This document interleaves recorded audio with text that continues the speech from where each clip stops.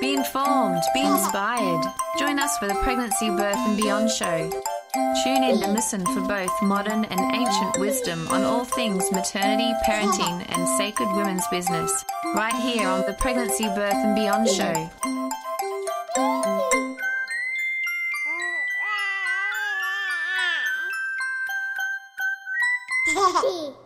So yes, you're tuned to Pregnancy, Birth and Beyond, contemporary conversations where stories, science, traditions and new ideas meet. Our show is coming to you from the studios of Bay FM in Byron Bay and is broadcasting across Australia on the Community Radio Network.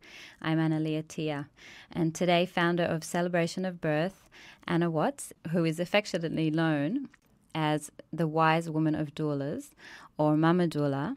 She has been guiding women and their partners through the journey of pregnancy and birth for over 28 years. Anna believes in honouring and celebrating birth as a rite of passage for mother, father and baby, supporting empowered birthing choices and strengthening the spiritual connection in pregnancy and birth. Anna's experience as a childbirth educator, doula trainer, prenatal yoga teacher, spiritual healer, counsellor and mother of two beautiful daughters born at home, one in a water birth, brings a depth and groundness to her teaching. In 2009, Anna established the Celebration of Birth Doula Academy, offering professional training to birth and postnatal doulas. She has also an ongoing commitment to personal growth and spiritual development in all aspects of life. Hello, Anna. What a beautiful... Hi, Emily. Thank you for having me here. Oh, I'm so happy for having you here today. We're going to be speaking about preparing for childbirth, the kind of basic things that we all need to know. But as we were talking about before, the basic aspects are really the most important ones, and sometimes the ones that are most overlooked and most, not really understood properly. And I think that's what we're going to talk about today, about the physical, mental, emotional and spiritual aspects of birth preparation for the mother, for her partner and the extended family, the close family, the people that are basically going to be involved in the childbirth itself, or going to be supporting the woman throughout her journey of pregnancy, childbirth and postnatally as well. So I just wanted to take a little note on your beautiful Celebration of Birth Doula Academy, because I know it is a very well-loved source of guidance and support for many doulas in our area and also beyond. I know you teach all over the world. Is that true? Yeah, that's correct, Annalie. Yes, I've had the pleasure of visiting other birthing schools and midwifery schools around the world, which has just really added to my my knowledge and my experience of birth in different cultures as well. And yeah, the academy arose out of my own journey as a doula. Of course, when I began to doula, the word doula wasn't around, wasn't popular. I was a birth support person, which in a way describes more realistically what we do. However, the word doula raises questions. So I feel that is a benefit of the word, that it raises the question. People say, well, what's a doula? And it gives us the opportunity to explain how a doula does support pregnant and birthing women and their families. What is a doula, Anna? Thanks, Annalie. So a doula is a non-medical professional who's there to support on all those levels you just mentioned, really, on the physical, the mental, the emotional and spiritual levels of a woman's journey into birthing her baby, to offer support on all those levels, and also for the partner. Sometimes people say, oh, well, I don't need a doula because my partner's there. However, I do believe as a doula that we're holding the space for the couple to have the most pleasurable birth experience that they can. Yeah, absolutely. I think that's so relevant. And the partner requires just as much support, I believe, as the mother does. I know my midwife was very supportive of my partner, and he found that extremely important for his journey to becoming a father. The first time and the second time around, he knew that she had his back, and that he had somebody to care for as well and support, because sometimes directly, he can't be directly supporting the mother, but he can be supporting the midwife and can be supporting the space and can be supporting. And I think the doula is very wonderful to be able to support the father to understand that and to support him in what he needs as well. Yeah, exactly. And I've had the pleasure of being invited by a few fathers to be the doula for the couple, which is just so lovely beautiful. That the dads recognise that they do need that support.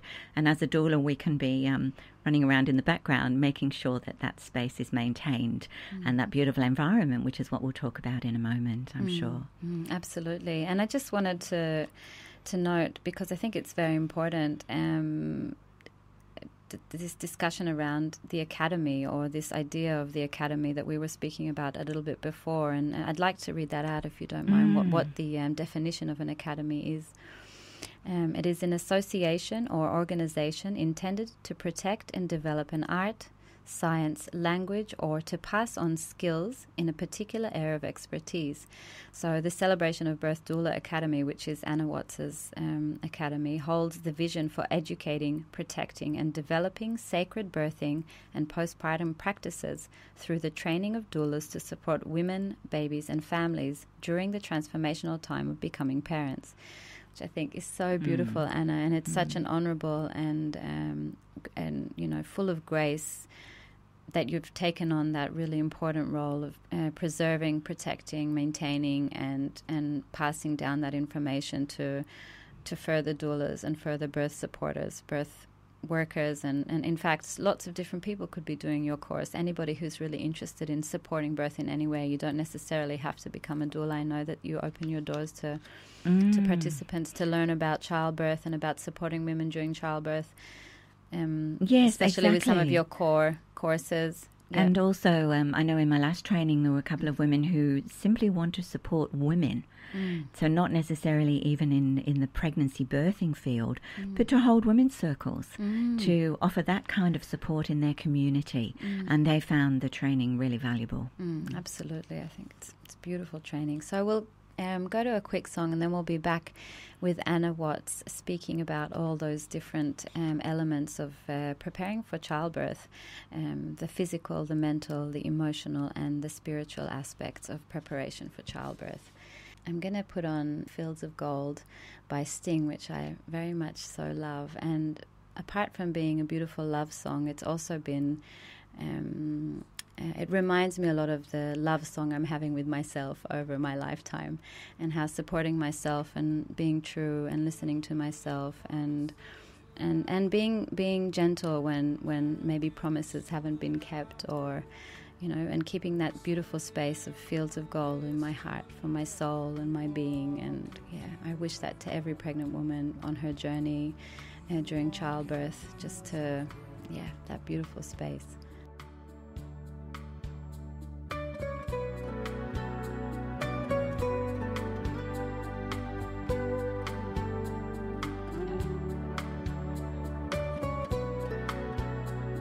This is Pregnancy, Birth and Beyond. I'm Anna Leatia, and in the studio with us today is the gorgeous Anna Watts, who is the founder and absolutely incredible Wise Woman of Doulas of the Celebration of Birth Doula Academy. And we're talking today about the various elements of preparing for childbirth. And this first part that we're going to be talking about is the physical aspect. I was thinking about that, the elements of childbirth, and I use the word holistic. That's in my birth education, that I try to cover those 4 elements, but also that it's every part of a woman that gives birth. So it makes sense to prepare on all those levels. Absolutely. As well as that it is all of you that comes to birth your baby. And so very important, the physical. They all have equal importance, actually, but physical, I think, is something that really needs to be thought about fairly early in the pregnancy, because we're looking at the physical environment where the mother-to-be is the most comfortable to birth her baby. And so the safest place for a woman to give birth is that place where she feels most comfortable. So for some women that'll be hospital, for others it will be a birth centre, and for others it will be at home. So the place where she feels the most comfortable would be the safest place. And that place, it's important that it supports the natural release of the hormones of birth. And so we talk about things like dimming the lights, creating a space that is likened to the environment where we might make love as being the environment for birth. And so it's worth looking into that if you're choosing a hospital to see how that environment does support those things. Have they got dimmer switches on the lights? Simple things like that. Do they honour that space for a woman to come into her instinctual birthing self more fully? The other side of the physical, of course, is that the mother feels safe in her own body. So in the space of her body, or her body temple, that she feels really connected with herself. And there's lots of ways that women can do that during pregnancy. As you know, I'm a big fan of prenatal yoga because that's been my history, and that really made a huge difference to me when I was birthing my babies as a teacher of prenatal yoga.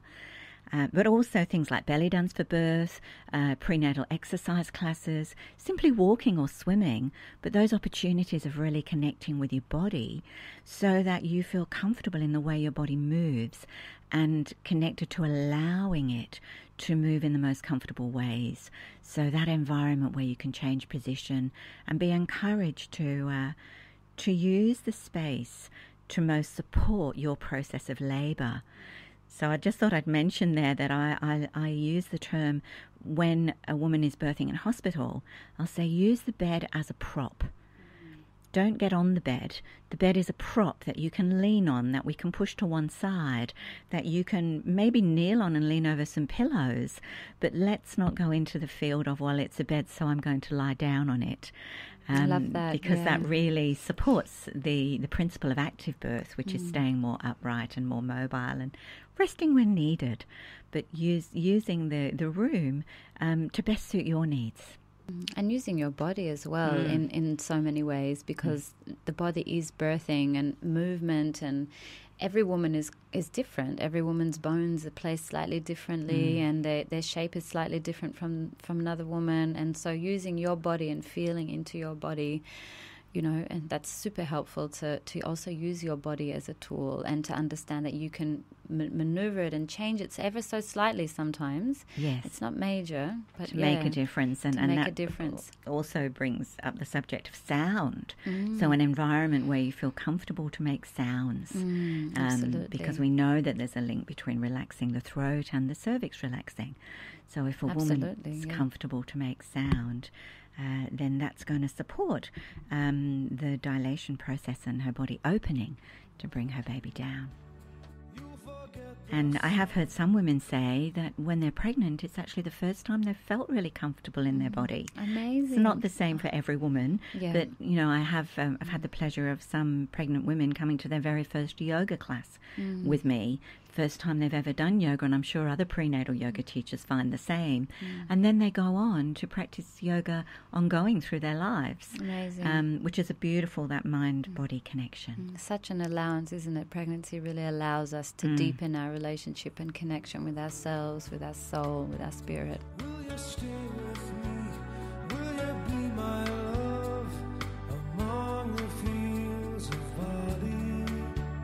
We'll forget the sun. I highly recommend, if you're choosing a place to give birth, that you go and visit it, that you visit the hospital or the birth centre, or talk to a home birth midwife, of course, if you're choosing home birth, and that you see how you feel in that environment.